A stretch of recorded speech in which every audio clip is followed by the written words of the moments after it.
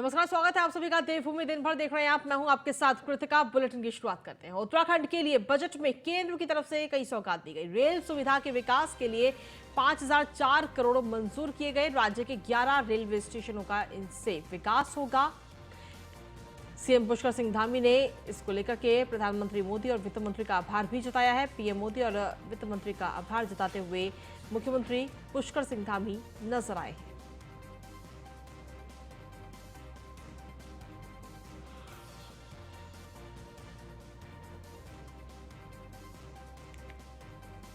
तो बड़ी खबर आप तक पहुंचा रहे। पीएम मोदी और वित्त मंत्री का आभार मुख्यमंत्री पुष्कर सिंह धामी ने जताया है, क्योंकि जो हाल ही में बजट आया उसमें उत्तराखंड का भी खास ख्याल रखा गया है। उत्तराखंड के लिए कई सारी सौगात बजट में दी गई हैं। रेल सुविधा के विकास के लिए 5004 करोड़ रुपए मंजूर किए गए हैं, जिससे राज्य के 11 रेलवे स्टेशनों का विकास होगा।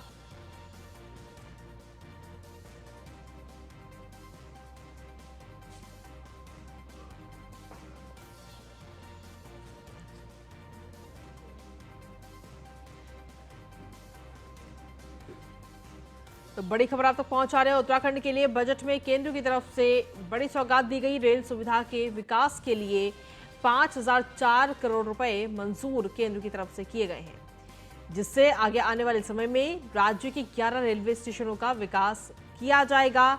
और इस सौगात के लिए मुख्यमंत्री पुष्कर सिंह धामी ने प्रधानमंत्री नरेंद्र मोदी और वित्त मंत्री का आभार भी जताया है।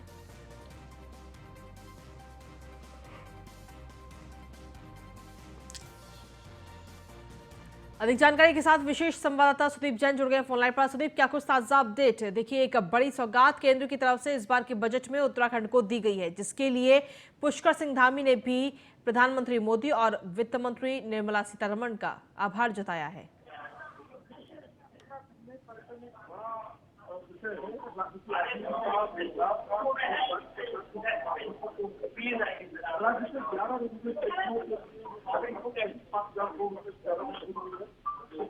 चलिए सुदीप, आपके पास वापस आएंगे। कुछ तकनीकी समस्या के कारण आपकी आवाज हम तक साफ नहीं पहुंच पा रही है।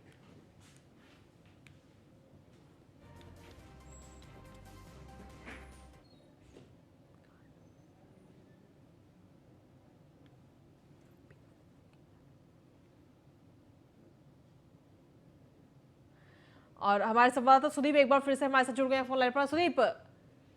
सुदीप, आवाज मिल रही है? सुदीप, आवाज मिल रही है? चलिए, हमारा संपर्क उनसे नहीं हो पा रहा है।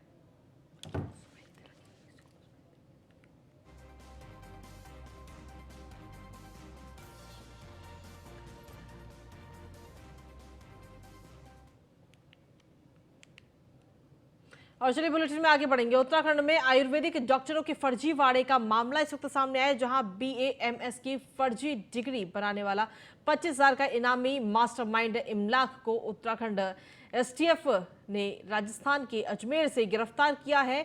आरोपी बाबा ग्रुप ऑफ कॉलेज का चेयरमैन है और 10वीं पास है।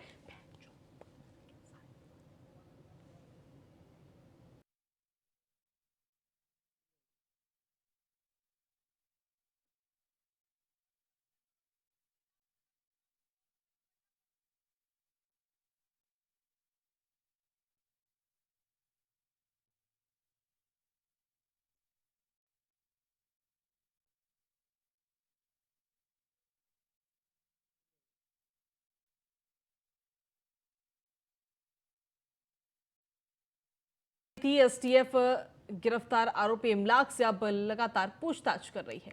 आरोपी इमलाक के कब्जे से बाबा ग्रुप ऑफ कॉलेज मुजफ्फरनगर से कई यूनिवर्सिटीज की जाली दस्तावेज और फर्जी डिग्री सहित जाली मोहर भी बरामद हुई है।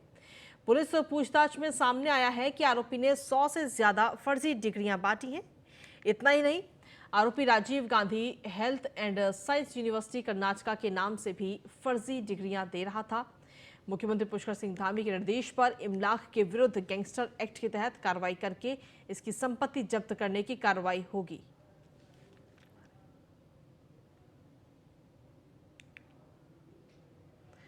और अधिक जानकारी के साथ विशेष संवाददाता सुदीप जैन हमारे साथ जुड़ गए। सुदीप, क्या कुछ ताजा अपडेट आपके पास?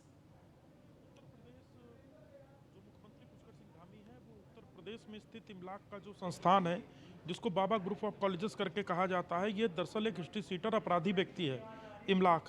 जब एसटीएफ हमारे यहाँ सुदीप, आपके पास उत्तराखंड में वापस आएंगे। आपकी आवाज अभी हमारे तक साफ नहीं पहुंच पा रही है, कुछ तकनीकी समस्या के कारण आपकी आवाज हम तक नहीं पहुंच पा रही। एक बार फिर से आपका रुख करेंगे, लेकिन लगातार आपको बता रहे हैं कि जिस तरीके से ये निर्देश इस वक्त सीधे तौर पर दिए गए हैं, जो गैंगस्टर है इमलाक के विरुद्ध अब गैंगस्टर एक्ट के तहत कार्रवाई करके इसकी संपत्ति जब्त करने की कार्रवाई की जाएगी। सुदीप हमारे विशेष संवाददाता एक बार फिर से हमारे से जुड़ गए हैं। सुदीप, आवाज मिल रही है आपको?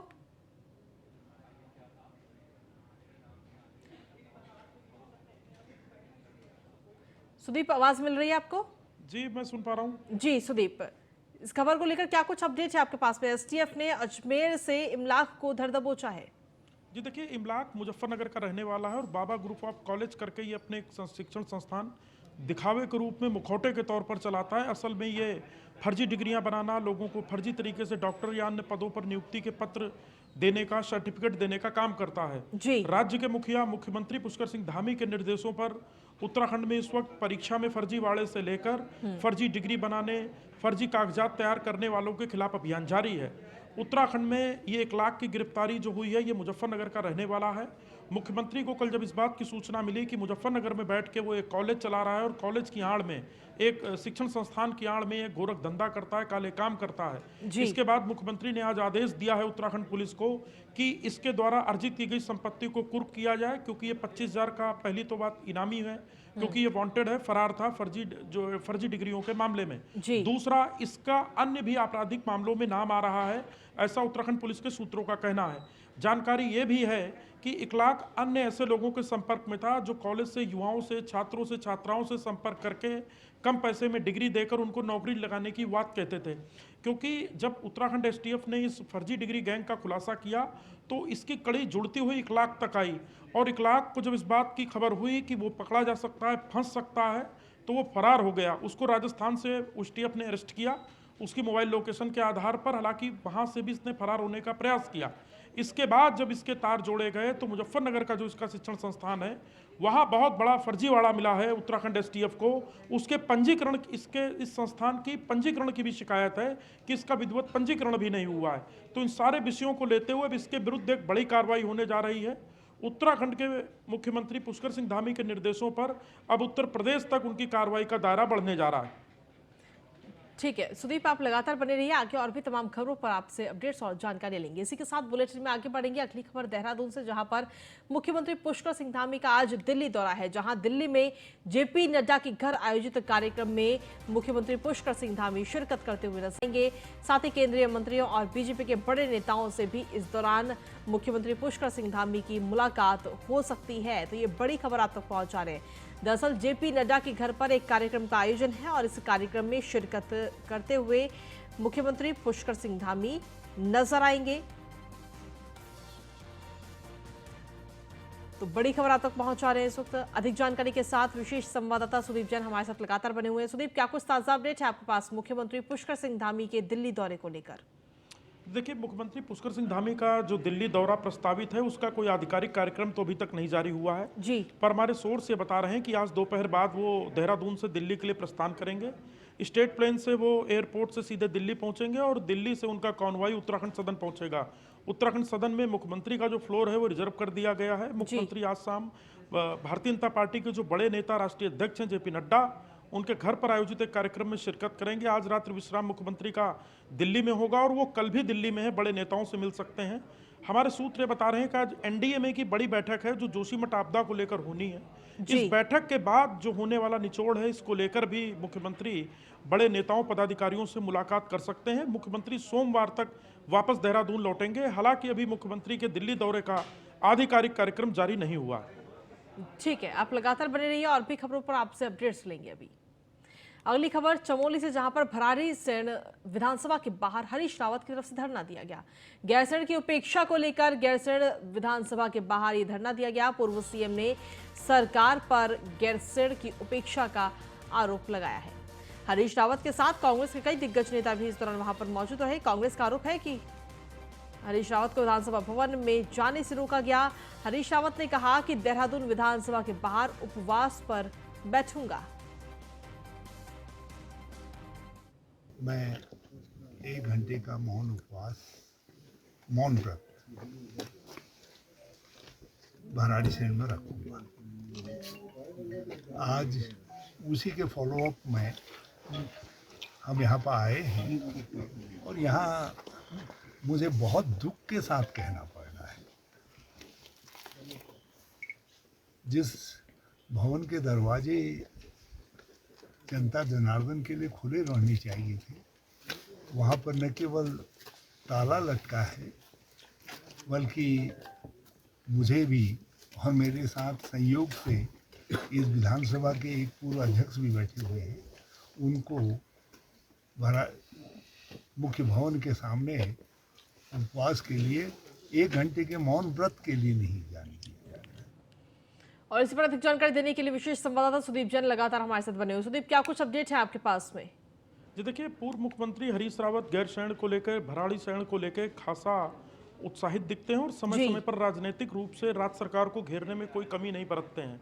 कल वो अल्मोड़ा में थे और मौका पाते ही, चूंकि उन्होंने पहले कहा भी था कि वो जो भराड़ीसैंण की विधानसभा भवन है उसके बाहर धरने पर बैठेंगे, कल वो अल्मोड़ा में थे और आज वो भराड़ीसैंण पहुंचे और 1 घंटे का उनका मौन उपवास भराड़ीसैंण स्थित विधानसभा में था। विधानसभा भवन के बाहर ही वो बैठे रहे अपने समर्थकों के साथ।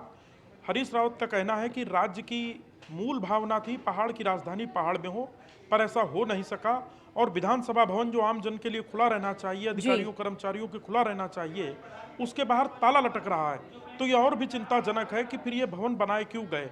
ये राज्य के जो पूर्व मुख्यमंत्री हैं, कांग्रेस के बड़े नेता हैं, हरीश रावत, ये उनका अंदाज है राज्य सरकार को समय समय पर घेरने का, क्योंकि उन्हें पता है कि पहाड़ की भावनाओं से भी जुड़ा है गैरसैंण।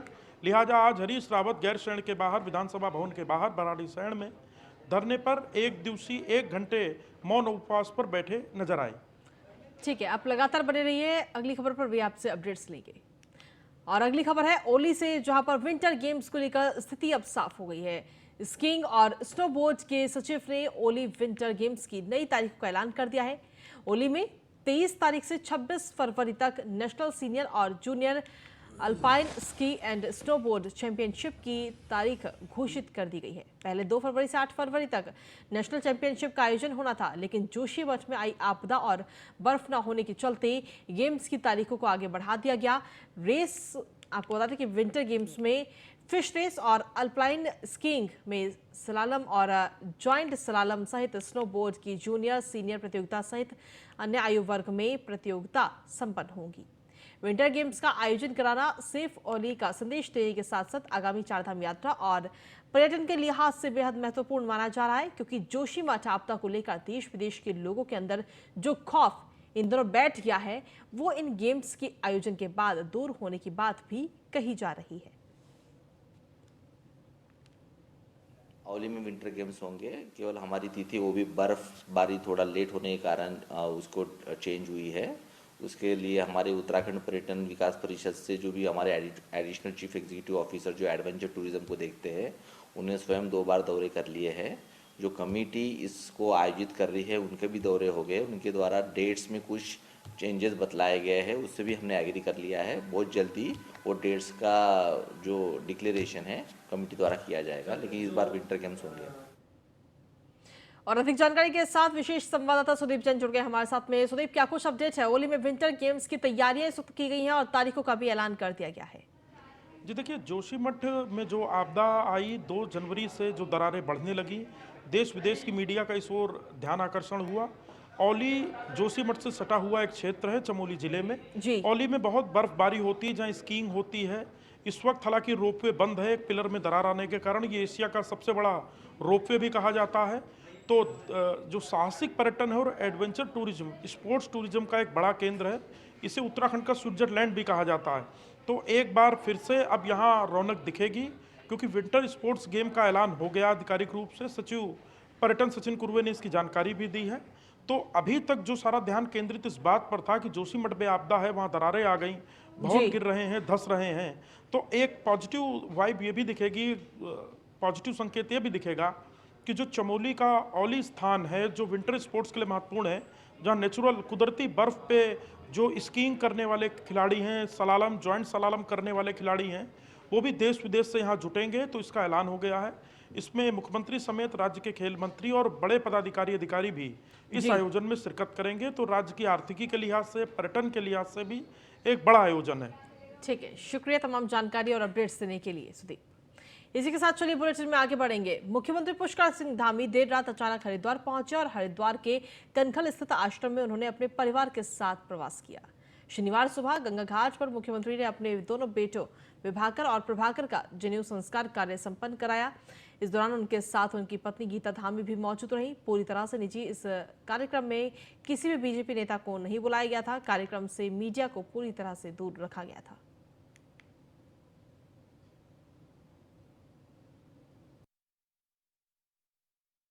हमारे उत्तराखंड के माननीय मुख्यमंत्री पुष्कर सिंह जी धामी के बच्चों का जनेऊ संस्कार हुआ है। ये संस्कार हुआ है गांव कोठी नंबर 3। इसमें सम्मिलित उनके परिवार के सभी लोग थे, उनकी पत्नी, उनकी माताजी और बाहर से भी अन्य लोग थे, 1-2 विधायक भी थे और आचार्य बालकृष्ण जी भी थे। तो पूरे विधि विधान से अपने पहाड़ी कुमाऊँ के रीति रिवाज से ये कार्य संपन्न हुआ। कितना जरूरी होता है ये जनेऊ संस्कार जो है? ये सारा ही जरूरी है, संस्कार है ये। जैसे नामकरण 24 संस्कार हुए इंसान के जन्म से लेकर मृत्यु तक, तो ये भी एक इसमें महत्वपूर्ण संस्कार है हमारे। वहीं दिल्ली में आज एनडीएमए की मीटिंग होने जा रही है। जोशीमठ आपदा को लेकर काफी अहम इस बैठक को माना जा रहा है, जहां विस्थापन और पुनर्वास पर लाइन कहीं ना कहीं अब तय हो सकती है। ऑनलाइन शामिल होंगे राज्य के अफसर, वैज्ञानिक संस्थाएं इसमें अपनी रिपोर्ट पेश करती नजर आएंगी। वहीं केंद्र ने एनडीएमए को अपना नोडल एजेंसी बनाया था।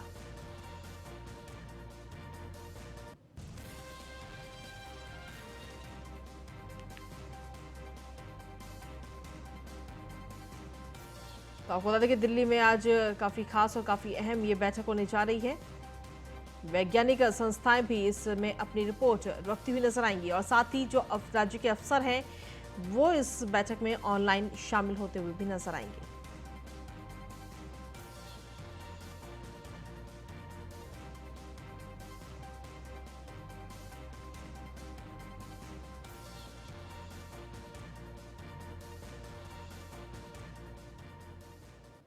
कांग्रेस शासनकाल में हुई दरोगा भर्ती के सवाल पर पूर्व मुख्यमंत्री हरीश रावत ने कहा कि उनके समय में हुई दरोगा भर्ती में उनके द्वारा निष्पक्ष तरीके से भर्ती हुई है और उन्होंने सरकार को सीधे तौर पर कहा कि सरकार इसकी गहन जांच करे जो गहराई तक होनी चाहिए। साथ ही उन्होंने कहा कि अगर इस भर्ती में इतना बड़ा घोटाला हुआ है तो ये उत्तराखंड की पंतनगर यूनिवर्सिटी के लिए बड़ा प्रश्न चिन्ह है, जिसके लिए सरकार को इसकी जड़ तक जाना चाहिए।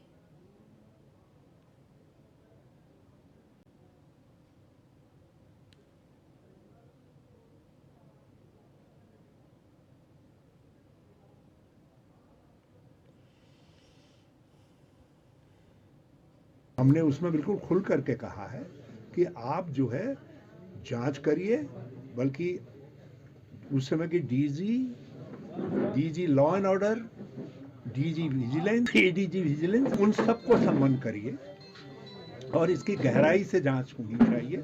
यदि पंतनगर जैसा विश्वविद्यालय इस तरीके के भ्रष्टाचार का कारण बन सकता है तो ये निश्चित तौर पर जो है चिंता का विषय है और इसके लिए मैं मांग करता हूं कि सरकार जो है गहराई तक जाए और अंतिम छोर तक पहुंचे। हमने उसमें बिल्कुल खुल करके कहा। पौड़ी में कंडोलिया से किंकलाश्वर मोहल्ले जाने वाली सड़क पर बना लैंडस्लाइड जोन अब सक्रिय होकर बड़े खतरे के संकेत दे रहा है।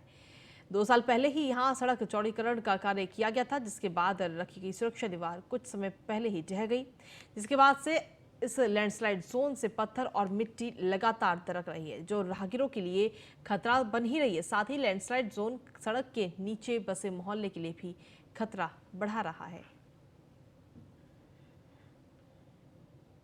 लैंडस्लाइड किंकालेश्वर मोटर मार्ग हमारा बहुत प्रसिद्ध मंदिर का मोटर मार्ग है और इस सड़क में जो भूस्खलन हुआ था उसके लिए लगातार मलबे के निस्तारण के लिए हमारे द्वारा पूरी बरसात भर यहाँ पर जेसीबी एवं टिप्पर योजित किए गए थे और वहाँ पर मलबे का निस्तारण करके उसको सुरक्षित लोक निर्माण विभाग की भूमि पर डाला गया और इसका जो भी भूस्खलन का उपचार कार्य है उसका आगमन दैवीय आपदा न्यूनीकरण मद के अंतर्गत मुख्य अभियंता महोदय को प्रेषित किया गया है। जैसे उस पर वित्तीय स्वीकृति प्राप्त होगी हमारे द्वारा निविदा आमंत्रित करके उपचार कार्य, जो सुरक्षात्मक कार्य सड़क का, वो प्रारंभ किया जाएगा। जो है कि ये रोड कटी थी कम से कम 2-3 साल पहले, इसमें चौड़ीकरण हुआ था। चौड़ीकरण के कारण जो साइड डेवलप हुआ, उसके कारण 1 साल तो नहीं पर दूसरे साल बारिश, इस पिछली बारिश में सारा स्लाइडिंग हो गया, ऊपर से पूरी ज़मीन कटी हुई है और साथ में नीचे जो कुछ मकान हैं उनके लिए भी खतरा बना हुआ है। लगातार पत्थर गिरते रहते हैं, जहाँ हल्की बारिश होती है तो पत्थर गिरते रहते हैं लगातार इसमें, तो कुछ लोगों के लिए भी खतरा है नीचे। उत्तराखंड के सिटी इलाकों के परिवहन की रीढ़ माने जाने वाले ऑटो विक्रम अब सड़क से बाहर होते हुए नजर आएंगे।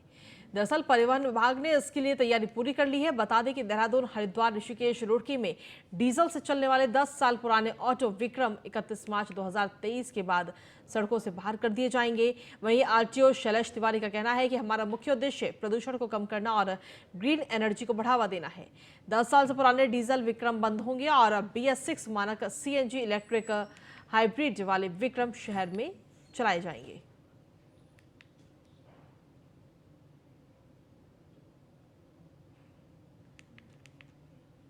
हमने जो अभी आपने देखा होगा कि हमारा मुख्य उद्देश्य है कि पॉल्यूशन को कम करना और ग्रीन एनर्जी को बढ़ावा देना। इस उद्देश्य से हम लोगों ने देहरादून शहर में जो विक्रम चल रहे हैं उनको रिप्लेस करने की बात हो रही है। उनके पास ऑप्शन है कि वो नई गाड़ी BS6 ले आए या इलेक्ट्रिक व्हीकल ले आए या CNG वाली गाड़ी ले आए। इसके लिए उनको टाइम दिया गया है। अगर कोई विक्रम 10 साल से पुरानी है तो उसके लिए 31 मार्च 2023 का टाइम दे रखा गया है, और जो नए विक्रम हैं जो 10 साल से कम आयु वाले हैं उनके लिए 31 दिसंबर 2023 का टाइम नियत किया गया है। देहरादून की 129 बस्तियों के 40,000 भवनों पर नगर निगम अब टैक्स लगाने की तैयारी में है। बस्तियों पर हाउस टैक्स लगने से नगर निगम की सालाना इनकम करीब 4 करोड़ रुपए बढ़ जाएगी। बता दें कि नगर निगम क्षेत्र की बस्तियों से 2017 में 1 साल तक हाउस टैक्स लिया गया था, लेकिन साल 2018 में हाईकोर्ट ने इन बस्तियों को अतिक्रमण मानकर हटाने के आदेश जारी किए थे, जिससे करीब 40,000 घरों पर ध्वस्तीकरण की तलवार लटक गई। लेकिन अब राहत की बात यह है कि इन बस्तियों को धामी सरकार ने 3 साल का अध्यादेश लाकर राहत दी है।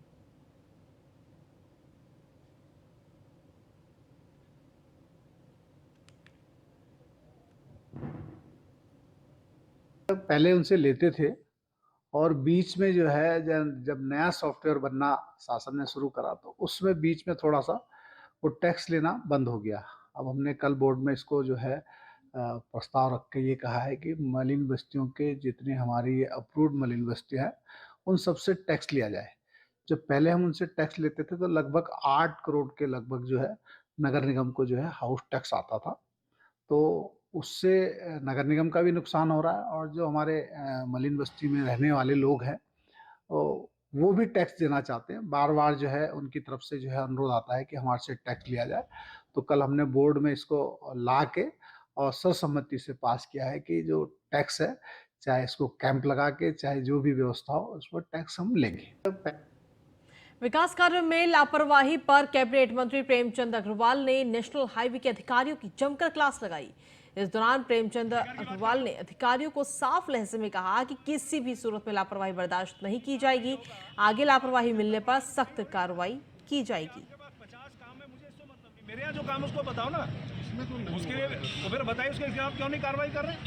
क्या कार्रवाई करेंगे? कॉन्ट्रैक्ट क्लोज करके हम करेंगे। क्या कार्रवाई करेंगे जनता के सामने बताइए। अभी आप उसको हम कॉन्ट्रैक्चुअली जो पेनल्टी लगती है, क्या पेनल्टी लगाएंगे वो बताइए ना। कितने टाइम बाद उसको पेनल्टी लगनी चाहिए थी, वो लगी नहीं है। क्यों नहीं लगी? ये कब तक लगाएंगे बताइए। अभी जनता को मंत्री जी काम छोड़िए ना, कॉन्ट्रैक्ट के खिलाफ क्या कार्रवाई करें वो बताइए। उसको सर लिक्विडेटेड डैमेजेस लगते हैं, वो पैसा जमा करेगा समय पे। इसका 3 दिन के अंदर उस पर कार्रवाई करके मुझे बताइए। इसकी बात उनको। और इसी के साथ फिलहाल देवभूमि दिन भर में मेरे साथ इतना ही। बाकी देश दुनिया की तमाम खबरों के लिए बने रहिए न्यूज़ 1 इंडिया के साथ।